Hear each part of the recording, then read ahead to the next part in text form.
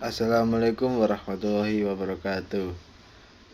Nama saya Tristan Novarisco dari kelompok 6 advokasi, ingin mereview kelompok 11 dari mata kuliah pada pagi hari ini. Yang pertama tentang karakteristik perkara di PT-UN. Ciri atau karakteristik hukum acara peradilan tata usaha negara sebagai pembeda dengan peradilan lainnya, khususnya peradilan umum perdata. Yang pertama sebagai berikut: adanya tenggang waktu mengajukan gugatan dalam pasal 55. Yang kedua, terbatasnya tuntutan yang dapat diajukan dalam pelitum gugatan penggugat dalam pasal 53. Yang ketiga, adanya proses dismisal atau rapat permusyawaratan oleh Ketua Pengadilan Tata Usaha Negara atau PT-UN dalam pasal 62. Yang keempat, dilakukannya pemeriksaan persiapan sebelum diperiksa di persidangan yang terbuka untuk umum, pasal 63. Yang kelima, peranan hakim tata usaha negara yang aktif atau dominus litis untuk mencari kebenaran material dalam pasal 63, 80, 85, 95, dan 103. Yang keenam, kedudukan yang tidak seimbang antara penggugat dan tergugat. Yang ketujuh, sistem pembuktian yang mengarah pada pembuktian bebas yang terbatas dalam pasal 107. Yang ke-8, gugatan tidak mutlak. Gugatan di pengadilan tidak mutlak menunda pelaksanaan keputusan tata usaha negara yang digugat dalam pasal 67. Yang ke-9, putusan hakim yang tidak boleh bersifat ultra petita. Yang ke-10, putusan hakim tata usaha negara yang bersifat erga omnes. Yang ke-11, berlakunya asas audit alteram partem. Berikutnya tentang prosedur pengajuan gugatan di Pengadilan Tata Usaha Negara. Tahap pertama, pihak penggugat atau pemohon atau kuasanya datang ke Pengadilan Tata Usaha Negara dengan membawa surat gugatan rangkap sesuai ketentuan daerah disertai soft copy. Yang berikutnya, fotokopi objek sengketa apabila ada. Berikutnya, surat kuasa berjumlah sesuai ketentuan daerah, eksemplar disertai fotokopi kartu pengenal advokat apabila ada. Tahap kedua, petugas meja pertama menerima gugatan atau permohonan beserta kelengkapannya. Tahap ketiga, petugas meja pertama memeriksa kelengkapan berkas gugatan atau permohonan menggunakan daftar periksa atau checklist dan meneruskan berkas yang telah selesai diperiksa kelengkapannya kepada panitera muda perkara untuk menyatakan berkas telah lengkap atau tidak lengkap. Yang keempat, tahap keempat, panitera muda perkara meneliti berkas gugatan atau permohonan. Yang kelima, petugas meja pertama atau kasir membuat surat kuasa untuk membayar atau SKUM. Yang keenam, pihak penggugat atau pemohon atau kuasanya membayar panjar biaya perkara dapat melalui bank sesuai ketentuan daerah atau via transfer ATM. Tahap ketujuh, pihak penggugat atau pemohon kuasanya setelah membayar panjar biaya perkara melalui bank lalu menyerahkan slip bukti penyetoran kepada meja pertama atau kasir. Yang ke-8, tahap ke-8, petugas meja kedua mencatat gugatan atau permohonan dalam buku register perkara. Petugas meja pertama memproses gugatan. Berikutnya tahap ke-9, petugas meja kedua memasukkan nomor perkara, identitas para pihak, objek sengketa, posita, dan petitum gugatan dalam aplikasi sistem informasi administrasi tata usaha negara atau CADTUN setempat.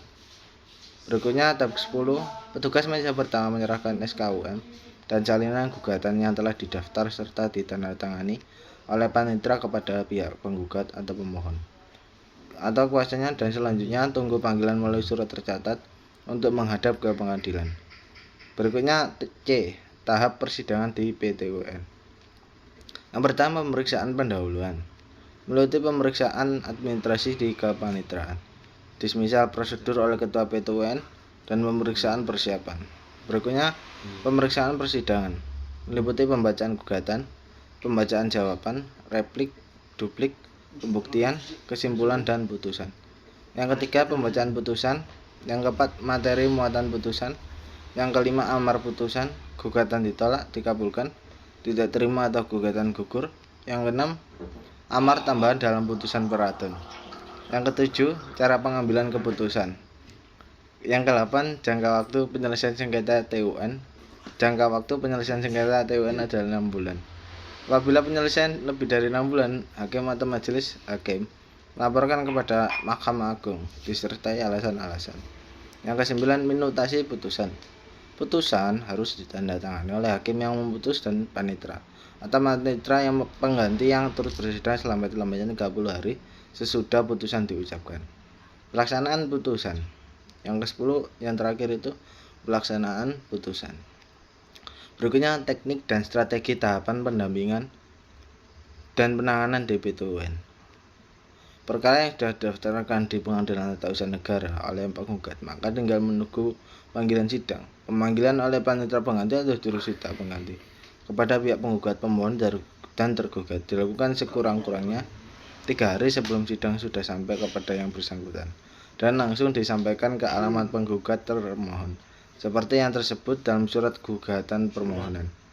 Selanjutnya, jika para pihak sudah dipanggil dan datang ke Pengadilan Tata Usaha Negara, segera mendaftarkan diri di piket meja informasi yang tersedia untuk menunggu antrian sidang.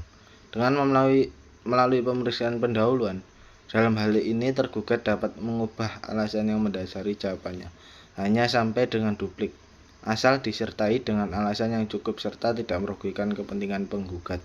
Dan hal tersebut harus dipertimbangkan dengan seksama oleh hakim. Selanjutnya, kita perlu bukti yang kuat untuk mempertahankan argumen kita, yaitu dengan mengumpulkan bukti berupa surat atau tulisan, keterangan ahli, keterangan saksi, pengakuan para pihak, dan pengetahuan hakim. Kemudian setelah mempersiapkan materi, dilakukan koordinasi dan komunikasi dengan pihak untuk mengumpulkan bukti serta keterangan sebelum menyusun jawaban. Dimulai dengan menyusun fakta hukum dengan bukti berupa dokumen yang dikelompokkan dengan memisahkan yang mana fakta hukum dan bukan fakta hukum, untuk kemudian setelah ditemukan fakta hukum agar runtutan jawaban serta runtutan logis dari kronologis perkara agar sesuai dengan bukti, perundang-undangan, dan dalil hukum yang ada. Oleh karenanya, koordinasi antar para tergugat serta komunikasi intensif dan kedalaman analisis kuasa hukum menjadi kunci strategis untuk menyelesaikan kasus PTUN. Agar arah penanganan terhadap gugatan ini dapat ditangani dengan baik, maka perlu untuk membangun satu pola pikir yang sama, baik secara substantif maupun administratif, agar jawaban dan pembuktian dapat secara utuh dan berkesinambungan. Terima kasih. Apa yang dapat saya sampaikan, kurang lebihnya saya mohon maaf. Apabila review video pada kali ini sangat banyak kurangnya. Akhirul kalam, assalamualaikum warahmatullahi wabarakatuh.